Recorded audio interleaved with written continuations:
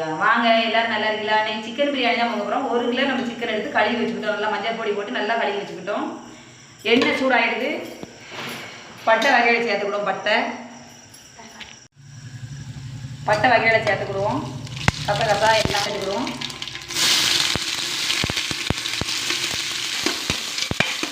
இஞ்சி பூண்டும் நல்லா நச்சு இடித்து வச்சுருக்கோம். அதையும் போட்டுக்கிடுவோம். 2 தக்காளி வெட்டி வச்சுருக்கோம். தக்காளியை சேர்த்துக்கிடுவோம். நல்லா பல்லாரி தக்காளி எல்லாமே நல்லா வெந்துக்கிடட்டும். கொஞ்சம் மல்லி இலை சேர்த்துக்கிடுவோம். நம்ம அலசி வச்ச கறியை சேர்த்துக்கிடுவோம். நல்லா கழுவி வச்ச கறியை சேர்த்துக்கிடுவோம். பிரியாணி பொடி, கரம் மசாலா, வத்தல் பொடி சேர்த்துக்கிடுவோம். 1 கப்பு தயிர் சேர்த்துக்கிடுவோம். எலுமிச்சம்பழம் வெட்டி வச்சுருக்கோம். எலுமிச்சம்பழத்தை சேர்த்துக்கிடுவோம். 1 பழம் வெட்டி வச்சுருக்கோம். வெட்டிக்கு ஊற்றிக்குவோம். தேவையான அளவு உப்பு சேர்த்துக்குவோம்.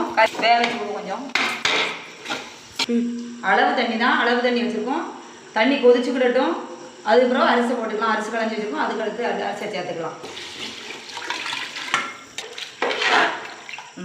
பிரியாணிக்கு அரிசி சேர்த்துக்குவோம்.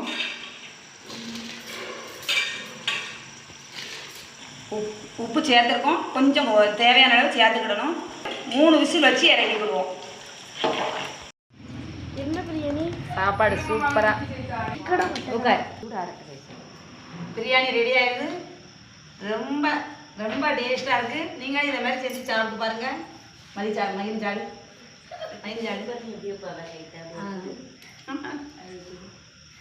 சுவை